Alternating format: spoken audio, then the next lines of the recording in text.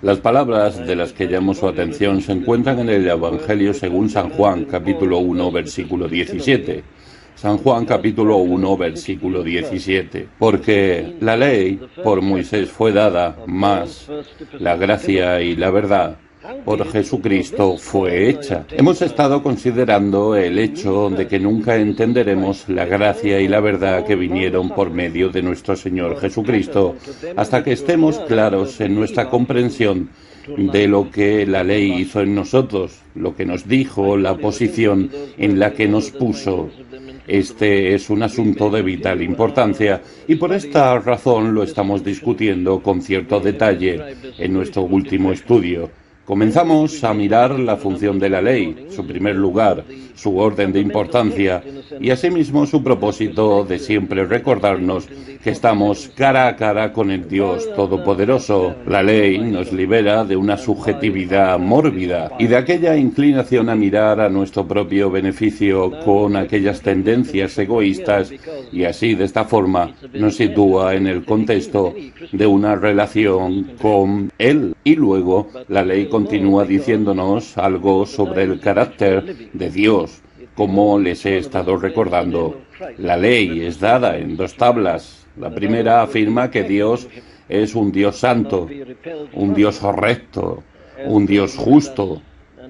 Él es un Dios que castiga el pecado y la iniquidad, y Él es un Dios que tiene un gran propósito para su pueblo.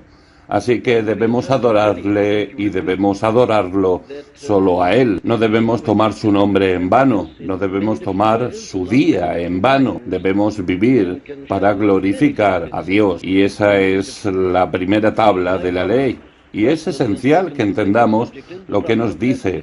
Nunca sabremos lo que Dios ha hecho por nosotros en y por medio del Señor Jesucristo hasta que hayamos captado la enseñanza de esta primera tabla de la ley, porque es allí donde encontramos aquella medida, esta gracia y verdad que han llegado a través de nuestro Señor Jesucristo. Pero no nos detenemos allí. Hay una segunda tabla de la ley y es vital el proceder a considerarla, ya que es allí donde encontramos las demandas de Dios sobre nosotros en relación con otras personas, que hay ciertos otros aspectos de la ley de Dios que surgen de los mandamientos de la primera tabla. Es porque Dios es Dios y es porque Dios ha hecho y posee el mundo que mis relaciones con mis compañeros, hombres y mujeres, llegan a existir y son tan importantes. Mi actitud hacia los demás se rige por mi actitud hacia Dios. No debo tomar a mis semejantes como personas en sí mismas. Mis semejantes deben ser considerados como personas que, como yo, bajo Dios, y debo verlos de esa manera, desde el principio hasta el fin, y así entonces se nos son dadas las exigencias de la segunda tabla. Honra a tu padre y a tu madre. No matarás, no cometerás adulterio, no hablarás contra tu prójimo, falso testimonio, no codiciarás la casa de tu prójimo, no codiciarás la mujer de tu prójimo, ni su siervo, ni su criada, ni su asno, ni cosa alguna de tu prójimo. Éxodo 20, del versículo 12 al 17. Y esos son los mandamientos que se encuentran en la segunda tabla de la ley. Y es importante que nos demos cuenta del por qué debemos observarlos. Dios nos dio en esta manera: seréis santos, porque yo soy santo. Levítico 11:44. Debemos ser un pueblo santo, porque somos el pueblo de un Dios santo, no porque estamos interesados en la santidad en sí misma. Y ese ha sido el error de muchos, y este es el peligro, que por naturaleza nunca se separa de la vida, del sistema de los monasterios y de la vida de los llamados hombres santos del budismo y del hinduismo y de varias otras religiones. Pero no, aquí no es el cultivo de tu propia alma en sí misma y de sí misma lo que importa, sino del ser digno de su Padre, que está en el cielo. Ese es el énfasis bíblico desde el principio al fin, y lo que me concierne subrayar es que las demandas de esta segunda tabla de la ley siguen allí y son tan aplicables el día de hoy como lo han sido siempre. Dios todavía exige la santidad de todos.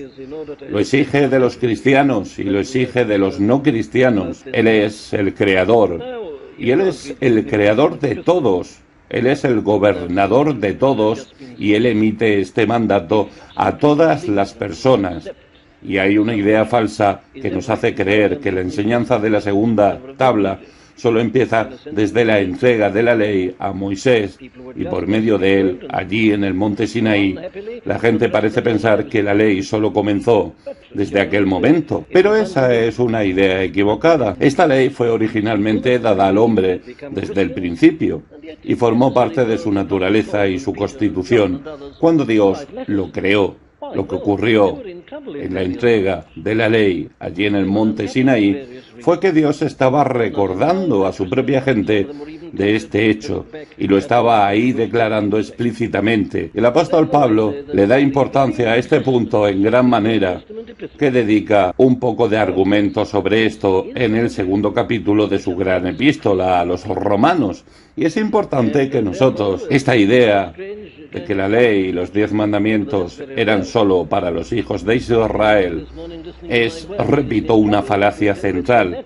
Y el apóstol aquí en Romanos 2 lo pone perfectamente claro y él lo declara de la siguiente forma: el cual pagará a cada uno conforme a sus obras, a los que por la perseverancia en hacer el bien buscan gloria, honor e inmortalidad, vida eterna.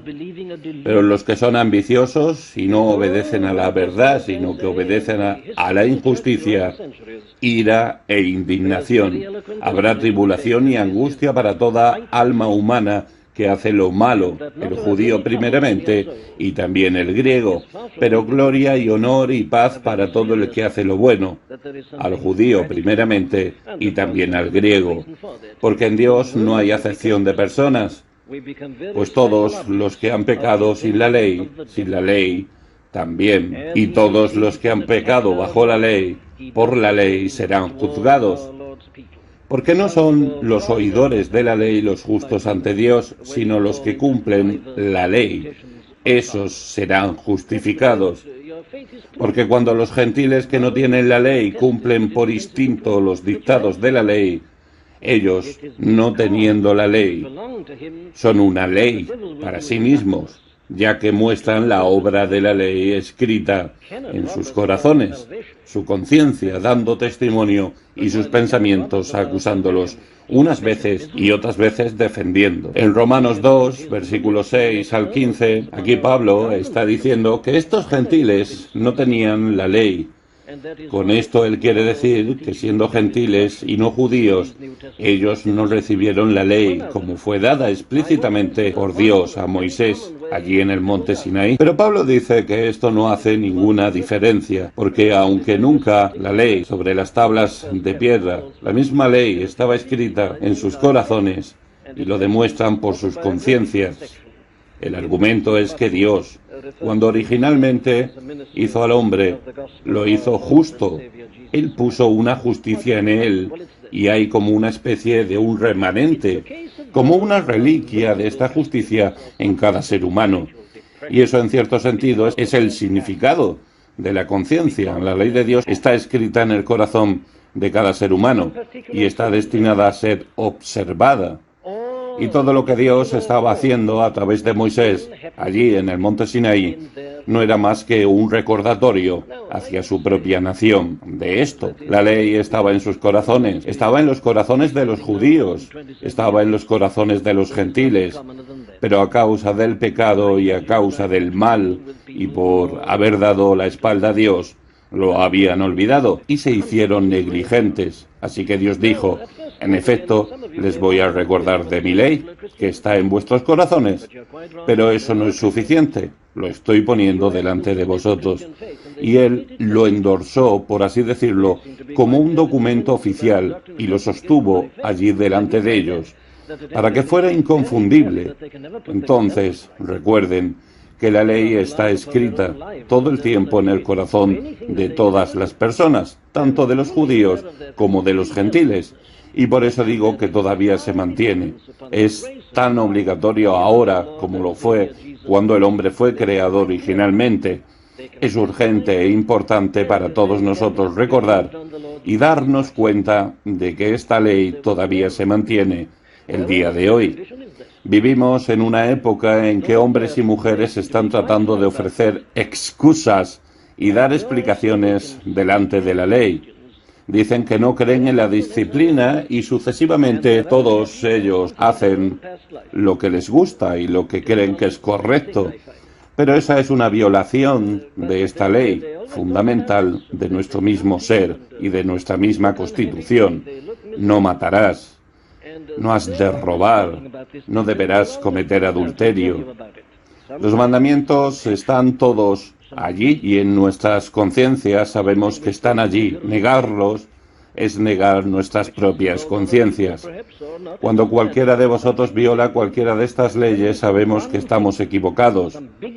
Tratamos de explicar esto psicológicamente y así sucesivamente, pero eso solo es nuestro intento de responder y tratar de silenciar nuestras conciencias, dando testimonio juntamente a sus conciencias y acusándose y también excusándose sus pensamientos unos con otros, como lo indica la Escritura. La segunda tabla, entonces, la podemos resumir de la siguiente manera: amarás a tu prójimo como a ti mismo. Y esta es una parte de la demanda de Dios sobre nosotros. Y ante esto nos podemos preguntar lo siguiente: ¿por qué no apreciamos la gracia de Dios en Cristo Jesús? Bueno, es porque en primer lugar no nos damos cuenta de que estamos destinados a glorificar a Dios con todo nuestro ser. Y segundo, es porque no nos damos cuenta de que estamos destinados a amar a nuestro prójimo como a nosotros mismos. Y es solo cuando nos enfrentamos a estas dos tablas de la ley, cuando vemos nuestro profundo fracaso. Por respetables y buenos que seamos, ¿acaso hemos vivido para la gloria de Dios? Amo al Señor, mi Dios, con todo mi corazón, con toda mi alma, con toda mi mente, con toda mi fuerza. Amo a mi prójimo como a mí mismo. Ahora, es a medida que nos enfrentamos a esto que vemos nuestro fracaso, nuestra pecaminosidad, y vemos aquella gran necesidad de la gracia y también de lo que la gracia en Cristo ha hecho por nosotros. Y aquí es donde entra la ley. Nunca apreciaremos la gracia hasta que veamos el funcionamiento de la ley. Pero vamos aún más lejos. La ley de Dios fue dada para llevar todo esto aún más allá, para convencernos de nuestra terrible pecaminosidad, para traer nuestro pecado a casa, por así decirlo. Es lo más difícil en el mundo. No lo es convencernos de nuestro pecado y de nuestra pecaminosidad. No hay nada que cualquier hombre o mujer odie más que esto. Siempre estamos dispuestos a defendernos y somos tan expertos en ello. El término usado el día de hoy es que todos somos tan expertos en racionalizar nuestros pecados y podemos dar excusas y ofrecer toda clase de explicaciones. Nos excusamos de nuestros pecados y esto es bastante obvio. Acusamos y juzgamos a otras personas, como dice Pablo en Romanos 2, del versículo 1 al 3. Condenamos a otra persona por hacer algo, pero cuando hacemos exactamente lo mismo, bueno, por supuesto, ahí sí las cosas cambian y las circunstancias son bastante diferentes. ¿Te acuerdas de esa antigua historia de David cuando cayó en un pecado grave por Betsabé? Dios envió a este profeta, Natán, para decirle sobre Iná. Está muy inteligente, claro. En vez de poner directamente a David, le dijo una parábola. Le dijo, en efecto, esto es lo que está sucediendo en tu reino, David. Esto es lo que un hombre ha hecho contra otro hombre. Y David se levantó con justa indignación a pesar de que el asunto era simplemente de un hombre rico que se había robado un corderito de otro hombre. David dijo que este pecado atroz debía ser castigado de una manera terrible y entonces Satán lo miró y le dijo, David, tú eres el hombre. David no había robado un cordero a otro hombre. Él se había robado la esposa de otro hombre y además había asesinado a aquel hombre, pero no podía verse a su propio ser. Ahora, ese es el problema con todos nosotros. Encontramos que es extremadamente difícil ver nuestra propia pecaminosidad y por eso Nunca nos hemos dado cuenta de la grandeza de la gracia de Dios en Cristo Jesús. Son aquellos quienes han visto su pecado absoluto y total, quienes se regocijan en la gracia de Dios, y ellos son quienes viven para alabar a Dios. Nuestro fracaso en la vida cristiana se debe principalmente a nuestra falta de una verdadera realización de nuestra pecaminosidad. Y es por eso que fue dada la ley. Todos, por supuesto, si somos personas algo inteligentes, tenemos alguna idea de la oscuridad de la que hemos estado hablando.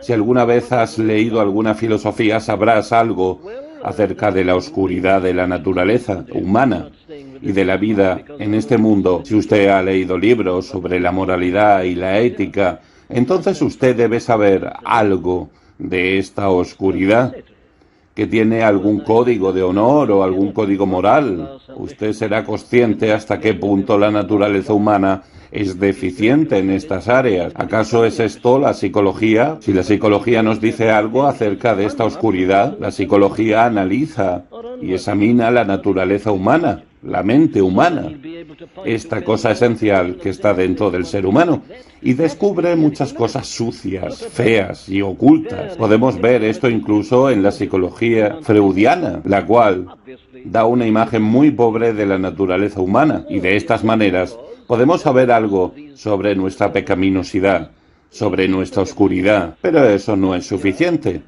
Y no es suficiente porque todavía estamos protegiéndonos a nosotros mismos. Generalmente estamos hablando de otra persona, y las últimas personas que ven la verdad sobre ellos mismos son generalmente los psicólogos. Ellos entienden a todos los demás, pero nunca se entienden a sí mismos.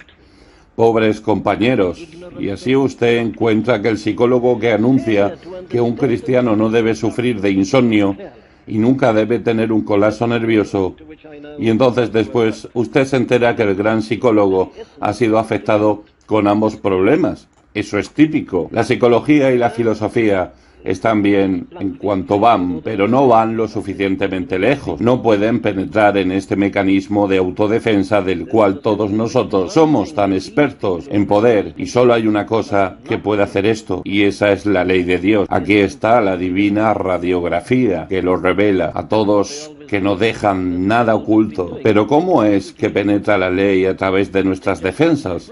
Bueno, hay una gran cantidad de enseñanzas sobre este tema en el Nuevo Testamento, particularmente en las epístolas del apóstol Pablo, quien era un fariseo, un experto en la ley, y más que cualquier otro hombre, él tenía una comprensión del significado y del propósito y la función de la ley de Dios sobre el hombre, y Pablo fue su mayor exponente y partidario. ¿Y qué nos dice entonces Pablo? Bueno, él nos dice que el valor de la ley está en definir el pecado. El pecado necesita ser definido, y toda ley hace eso hasta cierto punto. ¿No es así? Por eso necesitamos leyes. ¿Quién puede decidir que el equipo de sonido de su vecino está tocando demasiado alto en el barrio, cuando ya es muy de noche? Hay que definir los niveles de ruido y las horas del día en que puede sonar.